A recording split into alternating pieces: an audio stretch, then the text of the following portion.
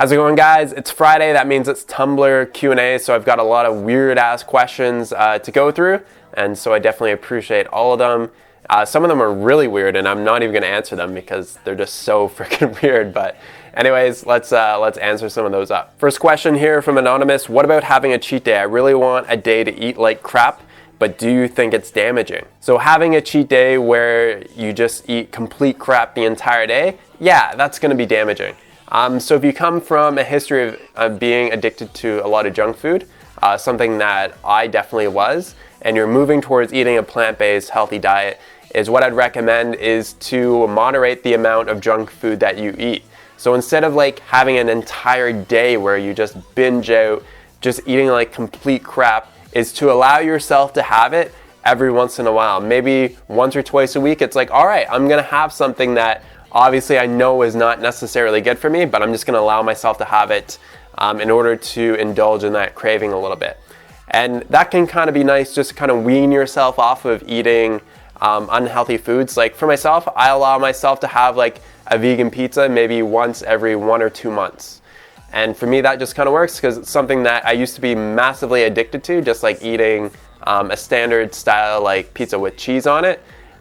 So allowing myself to have a vegan pizza maybe once every month or every 2 months, it definitely works for me in order to moderate any type of kind of weird cravings that I have. So Anonymous asks, is sex better as a vegan? I would have to give that one a big thumbs up.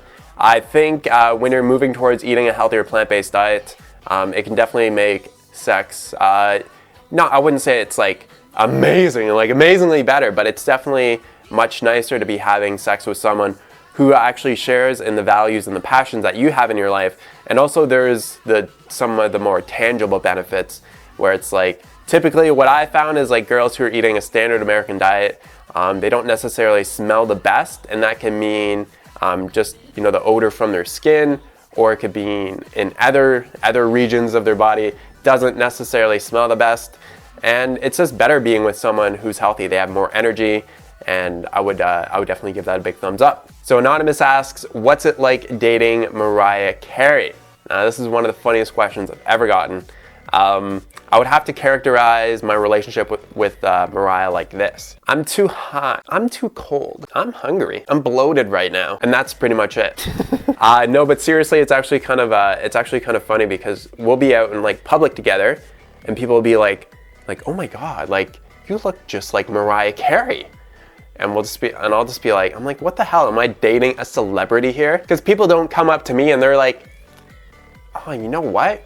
You look like Dman from YouTube. I've only gotten that 3 times, but not nearly as consistently as Hannah gets the Mariah Carey comment. But seriously, Hannah and I have just an absolutely tremendous relationship. It's so much fun together, and I love spending as much time with her as possible. And it sucks kind of being long distance. We just spent over 3.5 weeks together, so it's absolutely great bonding time. And yeah, it's like kind of like I'm dating Mariah Carey. You can decide for yourself on that one. Anonymous asks, dude, you used to be cool since you stopped fapping. It all went wrong, bro. Sad to witness. So apparently, when I was like jerking off multiple times per day, that's when I used to be like cool. So like sitting in a basement or like, you know, huddled around a computer just like jerking my dick off all the time was when I used to be cool. And then I actually was like, maybe I shouldn't be doing this all the time, right? Maybe I should, you know, not be watching porn. But apparently when I used to do that and be like a weird little kind of like antisocial guy, yeah, okay, I was like cool back then, but now I'm just like, I'm not cool. All right, last question for the day. Anonymous asks, have you ever smoked weed? Harder drugs too? So I started, first time I ever smoked weed, I was probably like 14, 15 years old or something like that.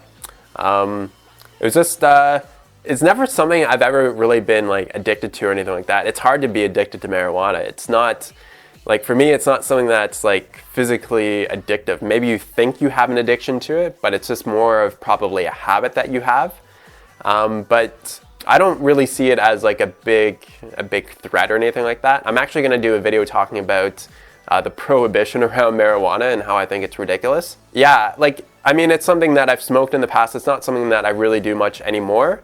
Have I done harder drugs? Yeah, I've done a lot of MDMA and ecstasy when I was in my early 20s and I was going to clubs and raves and stuff in Toronto.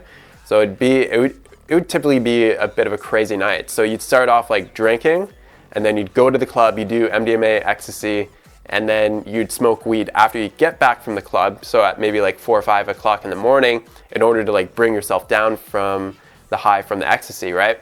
So it was a bit of an interesting time in my life. So I've definitely come a long way from doing a lot of like some substances like that, but I'd never say that I was ever addicted to it or anything like that. It was something that I did socially, something that I'd do maybe once a month, maybe every few months. It wasn't like every single weekend I had to go get high or anything like that.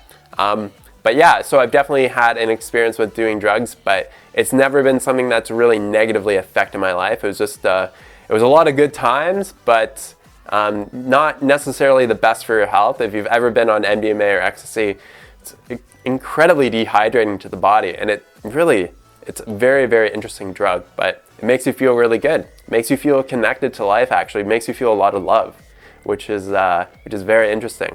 And then another question here, which kind of goes with the other one. I think it might have been the same person because it was asked directly after it. It's like, why don't you smoke the herb, ma'am? It's fully raw, fully organic, raw to whatever.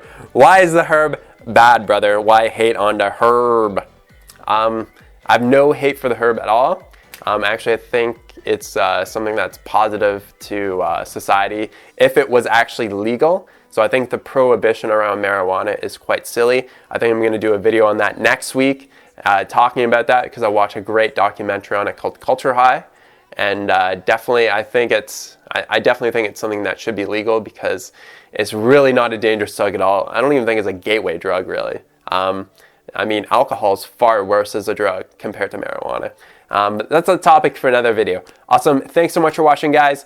If you have any questions or comments, definitely shoot me up on Tumblr, askdman.tumblr.com. Thanks so much for watching. Have a great day. Talk to you soon. Peace out.